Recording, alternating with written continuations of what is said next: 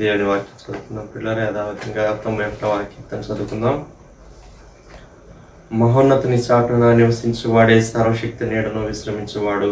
మహోన్నతుని చాటున నివసించువాడే సర్వశక్తి నీడను విశ్రమించువాడు. ఆయనే నాకు ఆశ్రయము, నా కోట, నేను నమ్ముకున్న నా దేవుడని నేను యెహోవాని గురించి చెప్పుచున్నాను. ఆయనే నాకు ఆశ్రయము, నా కోట, నేను నమ్ముకున్న నా దేవుడని నేను యెహోవాని గురించి చెప్పుచున్నాను. వేటకాని ఊరిలో నుండి ఆయన నిన్ను విడిపించును, నాశనకరమైన తెగులు రాకుండా నిన్ను రక్షించును. వేటకాని ఊరిలో నుండి ఆయన నిన్ను విడిపించును, నాశనకరమైన తెగులు రాకుండా ఆయన నిన్ను రక్షించును. ఆయన తన రెక్కలతో నిన్ను కప్పును, ఆయన రెక్కల క్రింద నీకు ఆశ్రయం కలుగును. ఆయన సత్యము కేడమును డాలునై ఉన్నది. ఆయన తన రెక్కలతో నిన్ను కప్పును, ఆయన రెక్కల కింద నీకు ఆశ్రయం కలుగును. ఆయన సత్యము కేడమును డాలునై ఉన్నది. రాత్రి వేళ కలుగు భయమునకైనను, పగటి వేళ ఎగురు బాణమునకైనను, రాత్రి వేళ కలుగు భయమునకైనను, పగటి వేళ ఎగురు బాణమునకైనను, చీకటిలో సంచరించి తెగులునకైనను, మధ్యాహ్నం మందు పాడు చేయ రోగమునకైనను నీవు భయపడుకుందువు. చీకటిలో సంచరించి తెగులుకైనను, మధ్యాహ్నం ముందు పాడుచే రోగమునకైనను నీవు భయపడకుందు. నీ ప్రక్కన 1000 మంది పడినను, నీ కుడి పక్కన 10,000 మంది కూలినను అపాయం నీ ఎదుకు రాదు. నీ ప్రక్కన 1000 మంది పడినను, నీ కుడి ప్రక్కన 10,000 మంది కూలినను అపాయం నీ ఎదుకు రాదు. నీవు కన్నులారా చూచుచుండగా భక్తిహీనులకు ప్రతిఫలం కలుగును. నీవు కనులారా చూచుండగా భక్తిహీనులకు ప్రతిఫలం కలుగును. యెహోవా నీవే నా ఆశ్రయము అని నీవు మహోన్నతుడైన దేవుని నీకు నివాస స్థలంగా చేసుకుని ఉన్నావు. యెహోవా నీవే నా ఆశ్రయము అని నీవు మహోన్నతుడైన దేవుని నీకు నివాస స్థలముగా చేసుకుని ఉన్నావు. నీకు అపాయమేమీ రాదు, ఏ తెగులును నీ గుడారము సమీపించదు. నీకు అపాయమేమీ రాదు, ఏ తెగులును నీ గుడారమును సమీపించదు. నీ మార్గములన్నిటిలో నిన్ను కాపాడుటకు ఆయన నిన్ను గూర్చి తన దూతలకు ఆజ్ఞాపించును. నీ మార్గములన్నింటిలో నిన్ను కాపాడుటకు ఆయన నిన్ను గూర్చి తమ దూతలకు ఆజ్ఞాపించు. నీ పాదములకు రాయి తగలకుండా వారు నిన్ను తమ చేతుల మీద ఎత్తి పట్టుకుందరు. నీ పాదములకు రాయి తగలకుండా వారిని తమ చేతుల మీద ఎత్తి పట్టుకుందరు. నీవు సింహములను, నాగుపాములను త్రొక్కెదవు, కొదమ సింహములను, భుజంగములను అనగద్రొక్కెదవు. నీవు సింహములను, నాగుపాములను త్రొక్కెదవు, కొదమ సింహములను, భుజంగములను అనగద్రొక్కెదవు. అతడు నన్ను ప్రేమించుచున్నాడు కనుక నేను అతని తప్పించదను. అతడు నా నామం ఎరిగిన వాడు కనుక నేను అతని గణపరచదను. అతడు నన్ను ప్రేమించుచున్నాడు కనుక నేను అతను తప్పించేదను. అతడు నా నామము ఎరిగినవాడు గనుక నేను అతని గణపరచెదను. అతడు నాకు మొరపెట్టగా నేను అతనికి ఉత్తరం ఇచ్చదను. శ్రమలో నేను అతనికి తోడై ఉండేదను. అతను విడిపించి అతని గొప్ప చేసేదను. అతడు నాకు మొర్రపెట్టగా నేను అతనికి ఉత్తరం ఇచ్చేదను. శ్రమలో నేను అతనికి తోడై ఉండేదను. అతని విడిపించి అతని గొప్ప చేసేదను. దీర్ఘాయువు చేత అతనిని తృప్తిపరచదను. నా రక్షణ అతనికి చూపించదను. దీర్ఘాయువు చేత అతని తృప్తిపరచేదను.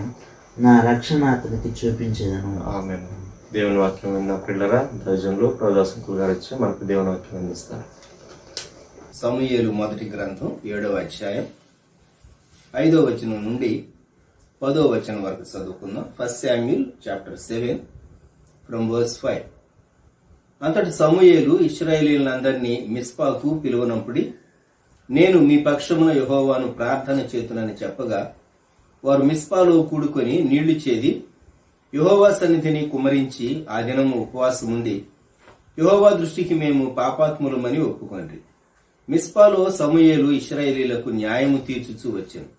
ఇశ్రాయేలీయులు మిస్పాలో కూడి ఉన్నారని ఫిలిస్తీయులు విన్నప్పుడు ఫిలిస్తీయుల సర్దారులు ఇశ్రాయేలు మీదికి వచ్చారు.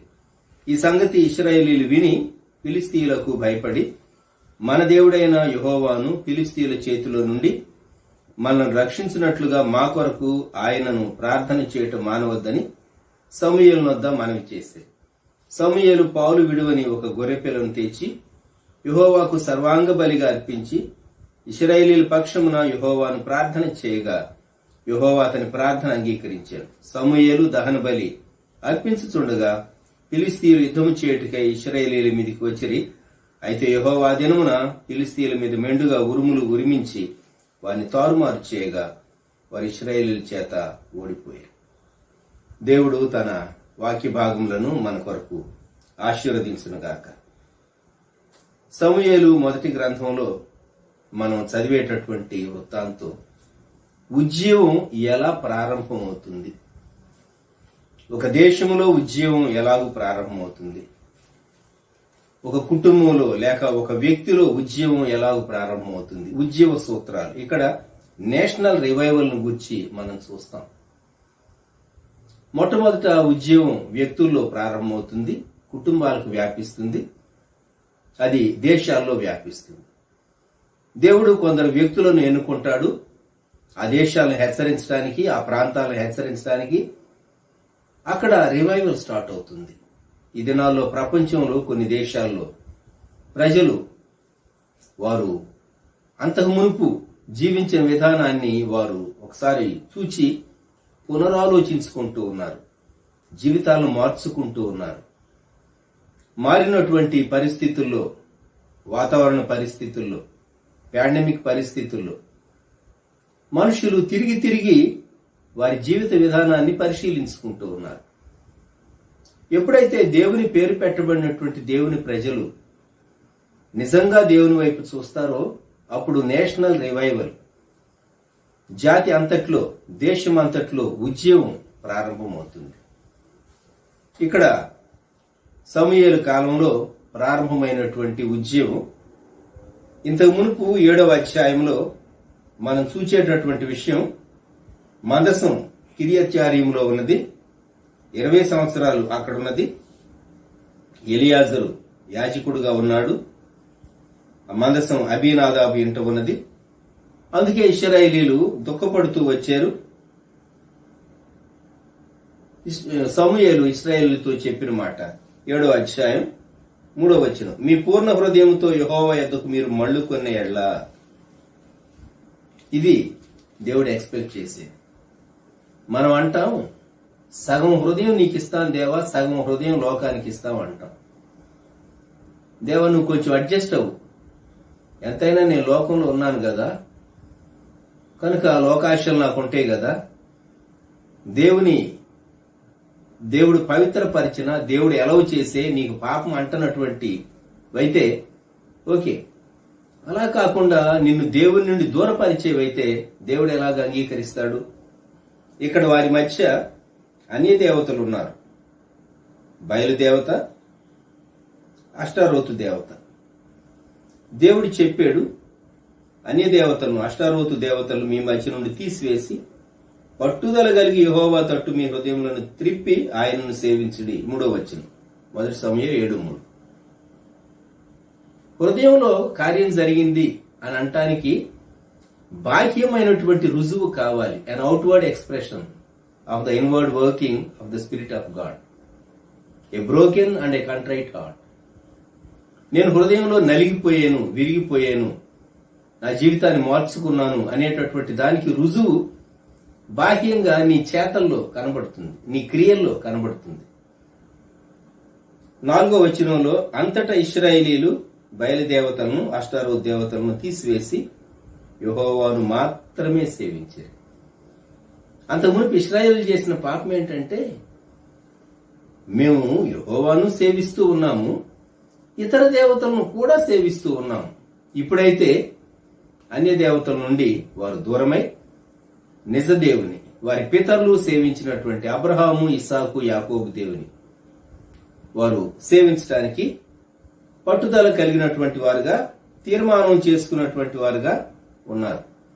ఈ సంగతి సమూయేలు తెలిసింది. 5వ వచనం, అంతటి సమూయేలు ఇశ్రాయేలీయులందరినీ మిస్పాకు పిలువనంపుడి, నేను మీ పక్షమున యెహోవాను ప్రార్థన చేతురని చెప్పగా. ఎప్పుడైతే వీరిలో ఆ పశ్చాత్తాపం ప్రారంభమైందో దేవుడు తన ప్రవక్తను, న్యాయాధిపతిని, లేకుంటే తన ప్రవక్త సమూయేలు యాజకుడుగా ఉన్నాడు, ప్రవక్తగా ఉన్నాడు, న్యాయాధిపతిగా ఉన్నాడు ఇశ్రాయేలీయుల మధ్య. కనుక దేవుడు ప్రేరణనిచ్చాడు సమూయేలుకు. సమూయేలు కబురు చేశాడు, ఇశ్రాయేలీయులందరినీ మిస్పాకు పిలువనంపుడి. మిస్పాకు ఉన్నటువంటి ప్రాముఖ్యతను గురించి మనము జ్ఞాపకం చేసుకుందాం. ఆదికాండ గ్రంథం 31వ అధ్యాయంలో మిస్పాను గురించి ఒక విషయం మనం చూడవచ్చు. ఆదికాండ గ్రంథం 31వ అధ్యాయం 49వ వచనం లేక 48వ వచనం, లాబాను నేడు ఈ కుప్ప నాకును నీకును మధ్య సాక్షిగా ఉండునని చెప్పెను, కాబట్టి దానికి గలేదను పేరు పెట్టెను. మరియు మనము ఒకరికొకరము దూరముగా ఉండగా యెహోవా నాకును నీకును మధ్య జరుగునది కనిపెట్టునని చెప్పెను గనుక దానికి మిస్పా అను పేరు పెట్టబడిను. యెహోవా కనిపెట్టును. అది దాని అర్థం మిస్పా అంటే. యెహోవా కనిపెట్టును. ఇక్కడ యాకోబు లాబాను వేరయ్యారు. సెపరేషన్. మిస్పా వేరవటాన్ని సూచిస్తుంది. లాబాను శరీరానుసారి, యాకోబు ఆత్మానుసారి.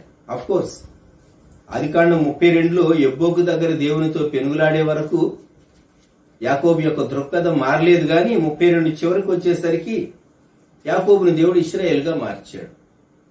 యాకోబు దేవుని ఏర్పాటులో ఉన్నవాడు, లాబాను కాదు. సో శరీరానుసారమైనటువంటి వ్యక్తి నుండి ఆత్మానుసారంగా నడుచుకున్నటకు పితరుల ఏర్పాటును బట్టి దేవుడు ఎన్నుకున్నటువంటి యాకోబు మిస్పా దగ్గర వాళ్ళకు ఒప్పందం చేసుకుని వేరే అయిపోయారు. It's separation from worldly people. లౌకిక లేక లోకస్తుల నుండి మనం ప్రత్యేకపరచుకోకపోతే మనం ఆధ్యాత్మిక జీవితంలో దేవునికి ఇష్టంగా ఉండలేం, కొన్ని కార్యాలు చేయలేం. అలాగే న్యాయాధిపతుల గ్రంథంలో 20వ అధ్యాయంలో కూడా ఒక సంఘటన మనం చూస్తాం. న్యాయాధిపతుల గ్రంథం 20వ అధ్యాయం మొట్టమొదటి వచనం. అంతటా ఇశ్రాయేలీలందరూ బయలుదేరి దాను మొదలుకొని బేర్షెబా వరకును గిలాదు దేశం వరకును వారి సమాజం ఏక మనసు కలిగి మిస్పాలో యెహోవా సన్నిధిని కూడింది. దీని బ్యాక్గ్రౌండ్ చాలా విచారకరమైన చరిత్ర. న్యాయాధిపతులు 19వ అధ్యాయం చదవండి. బెన్యామీనుల యొక్క గిబియాలో భయంకరమైనటువంటి దుష్కార్యం జరిగింది. భయంకరమైనటువంటి దుష్కార్యం. కనుక ఏమి చేయాలి అని ఇశ్రాయేలీలందరూ వారు ఏక మనస్సు కలిగి మిస్పాలో దేవుని సన్నిధానంలో చేరారు. దేవుని సన్నిధానంలో చేరి వారు ప్రార్థనాపూర్వకంగా కొన్ని తీర్మానాలు చేసుకోవలసి వచ్చింది. యుద్ధం చేయవలసి వచ్చింది. దేనిపైన అంటే 20:10 ఇశ్రాయేలీల్లో జరిగిన వెర్రితనము విషయమై పగ తీర్చుకుంటారు. లోకంలో మనుషులు వెర్రిగా బిహేవ్ చేస్తారు, ఆడుగా బిహేవ్ చేస్తారు. ఆ కాలంలో ఆ 19వ అధ్యాయంలో గిబియాలో ఉన్నటువంటి బెన్యామీనీయులు చేసినట్టు గ్యాంగ్ రేప్ ఈ దినాల్లో కూడా జరుగుతూనే ఉన్నాయి. జాగ్రత్త సుమా. లోకంలో చాలా భ్రష్టమైనటువంటి కార్యాలు సంభవిస్తూ ఉన్నాయి. అటువంటి లోకంలో అటువంటి ప్రజల మధ్య మనం ఉన్నాం. వీరు దానిని అసహించుకున్నారు. దానికి పరిహారం చేయటానికి పాపం చేసిన వారిని, తప్పు చేసిన వారిని ఒప్పించడానికి యత్నించారు, గాని బెన్యామీయులు యుద్ధానికి వచ్చారు. ఆ తర్వాత విచారకరమైనటువంటి సంగతులు మనం చదువుతాం.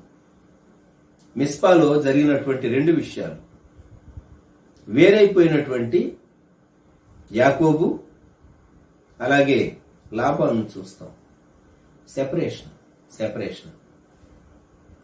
అలాగే న్యాయాధిపతుల గ్రంథం వచ్చేసరికి మిస్పాలో వారు కూడుకొని దేవుని సన్నిధిలో చాలా దుఃఖంతో దేవుని చిత్తాన్ని వెదికి తమ ఇశ్రాయేలీలు అయినప్పటికీ ఆ పాపం విషయంలో వారు గట్టిగా దానిని ఇది దేవునికి ఇష్టం లేని కార్యమని చెప్పి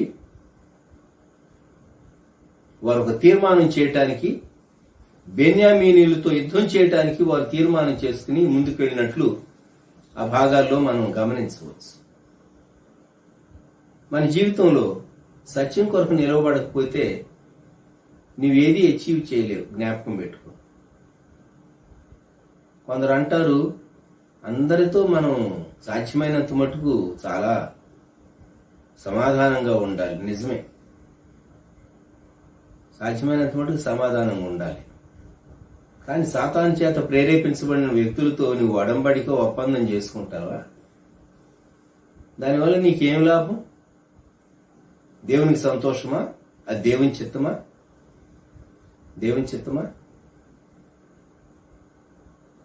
ఇక్కడ వీరు మిస్పాలో చేరారు.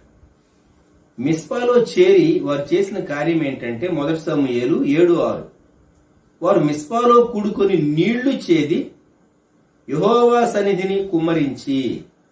నీళ్లు చేది దేవుని సన్నిధిలో కుమ్మరించడం, ఇది దేనిని సూచిస్తుంది? బావిలో నుండి నీరు చేదేరనుకండి బకెట్తో.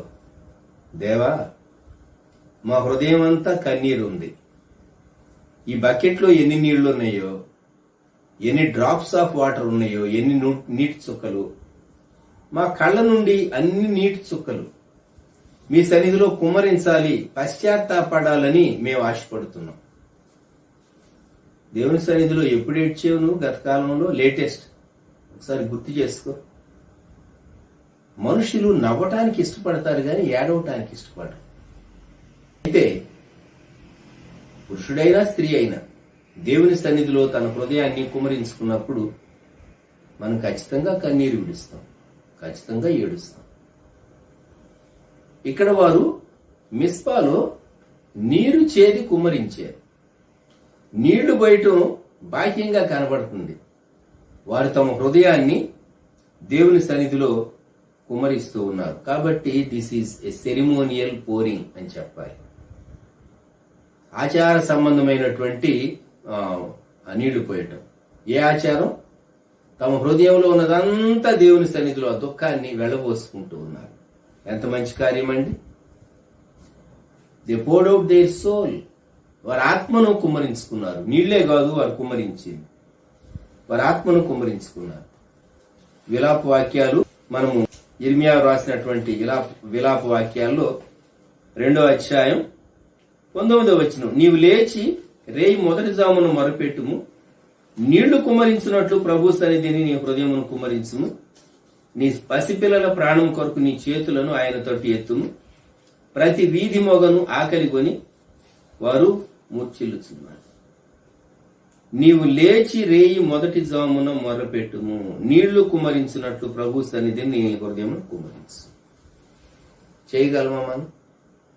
ఏ తల్లిదండ్రులు, ఏ కుటుంబీకులు తమ ఇంటి వారి కొరకు ఇలాగూ చేయగలరో ఖచ్చితంగా దేవుని కాపుదల, భద్రత, అది కరోనా దినాలు కావచ్చు, అది ఏ దినాలైనా కావచ్చు, ఏ పరిస్థితులైనా కావచ్చు, దేవుడు ఖచ్చితంగా అనుగ్రహిస్తాడు. దేవుడు ఖచ్చితంగా అనుగ్రహిస్తాడు.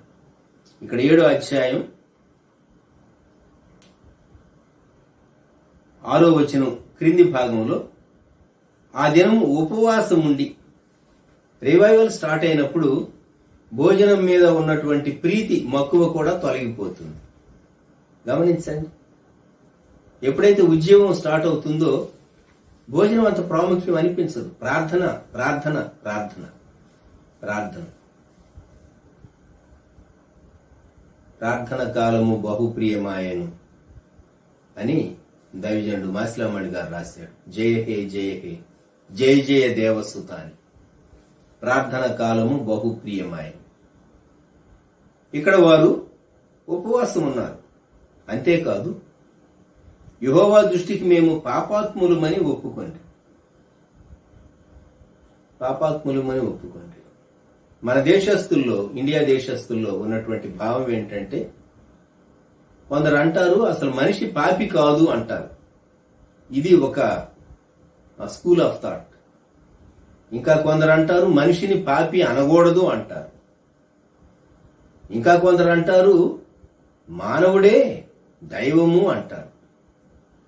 చూచారా ఎటువంటి అభిప్రాయాలు ఉన్నాయో మన దేశస్తులలో? భిన్నమైనటువంటి ఫిలాసఫీస్ ఉంటూ ఉన్నాయి, భిన్నమైనటువంటి ఫిలాసఫీస్. ఇంకా కొందరు అంటారు అతి తెలివి, వీరు మేధావులు. నాది ఏమీ లేదండి, నేను నిమిత్త మాత్రుడిని, అంతా ఆ పైన ఆయనే జయిస్తున్నాడు. అంటే ఈయన ఎవరిని చంపినా, ఎవరిది దొంగిలించినా, ఎవరికి కీడు చేసినా, ఎవరికి అపకారం చేసినా మనిషి భాగం ఏమీ లేదా? మనిషి ఉద్దేశపూర్వకంగా చేయట్లేదా? మనిషి ఏమంటాడంటే అబ్బెబ్బే నేను నిమిత్త మాత్రుడిని, నా నొసట అట్లా రాసి పెట్టుంది నా నుదుటిన, అందుకని చేస్తున్నాను అంటాడు. ఏమనగలం మనం? మనిషి నేను పాపాత్ముణ్ణి అని ఒప్పుకోవాలి దేవుని ఎదుట. అది సరైనటువంటి ఒప్పుకోలు, రైట్ కన్ఫెషన్. యెహోవా దృష్టికి మేము పాపాత్ములమని ఒప్పుకోండి. మిస్పాలో సమూయేలు ఇశ్రాయేలీలకు న్యాయము తీర్చుచూ వచ్చాను. ఇప్పుడు 7వ వచనంలో, ఇశ్రాయేలీలు మిస్పాలో కూడి ఉన్నారని ఫిలిస్తీయులు వినినప్పుడు ఫిలిస్తీయుల సర్దారులు ఇశ్రాయేలీల మీదకి వచ్చారు. వాస్తవంగా వీళ్ళు దేవుని సన్నిధిలో చేరారు, వారు సేవించేటటువంటి దేవుని సన్నిధిలో చేరారు, ప్రార్థన చేస్తూ ఉన్నారట, ఉపవాసం ఉన్నారంటే ఫిలిస్తీయులకు భయం రావాలి. అమ్మో, వారి దేవుడు గొప్ప దేవుడు,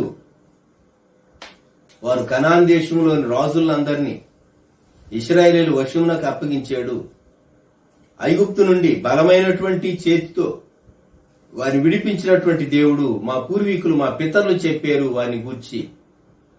వారు అద్భుతమైన రీతిగా ఈ కనాను దేశాన్ని స్వాధీనపరుచుకున్నటువంటి జనాంగము, వారి దేవుడు బలమైనటువంటి దేవుడు అని ఫిలిస్తీయులు భయపడాలి.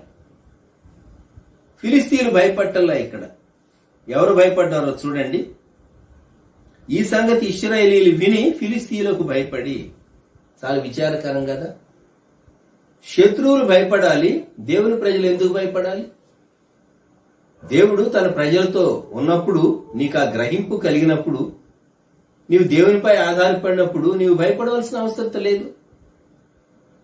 8వ వచనం, మన దేవుడైన యెహోవాను ఫిలిస్తీయుల చేతిలో నుండి మనల్ని రక్షించినట్లుగా మా కొరకు ఆయనను ప్రార్థన చేయటం మానవద్దని సమూయేలు వద్ద మనవి చేశారు.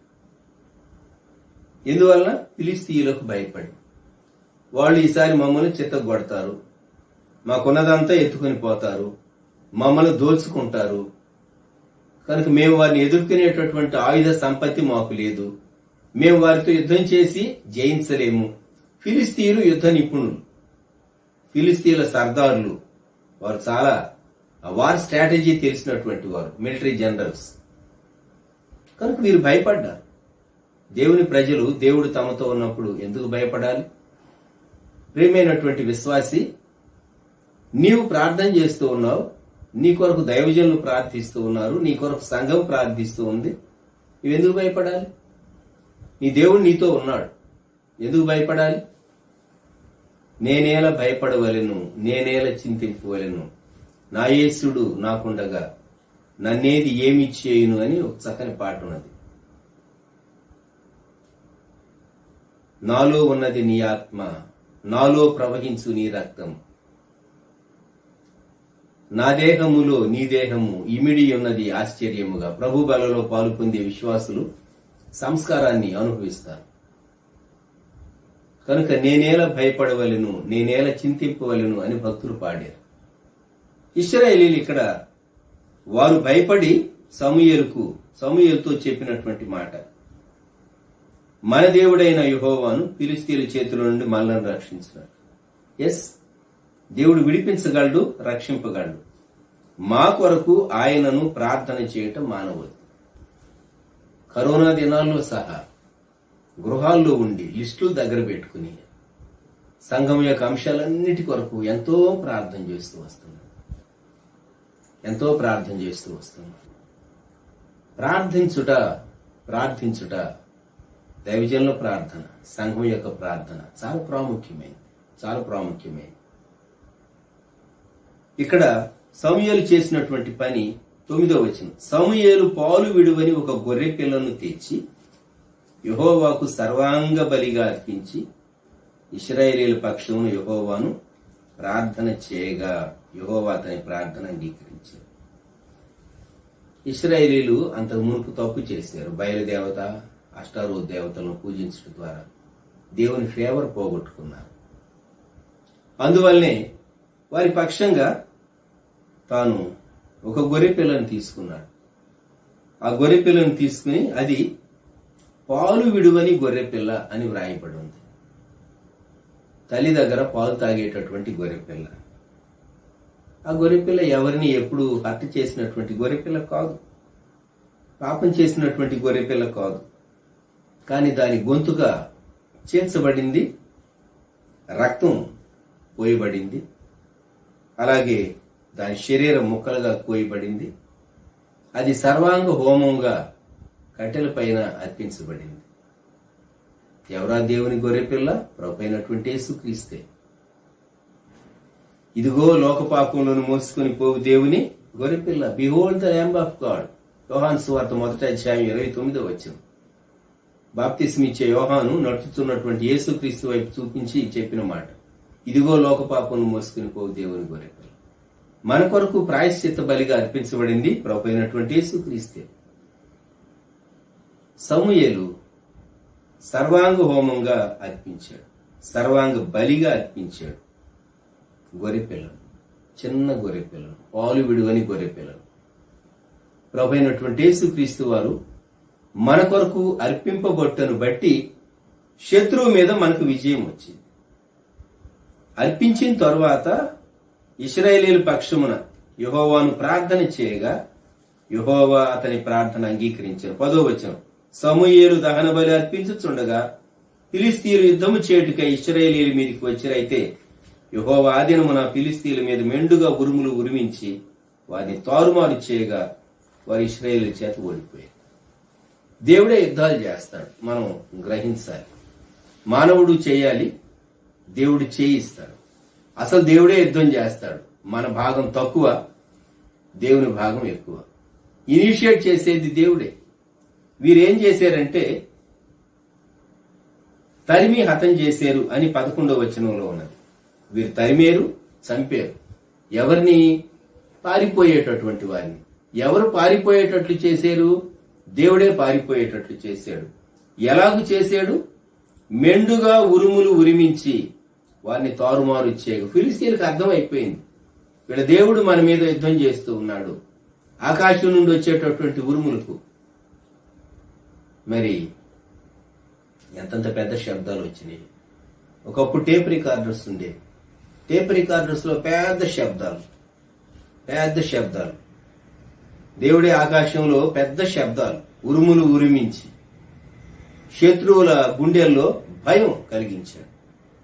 విజ్ఞాపనకున్నటువంటి శక్తి, సిలువకున్నటువంటి శక్తి, యేసుక్రీస్తు ప్రభు నామంకున్నటువంటి శక్తి, సమూయేలు చేసినటువంటి కార్యం.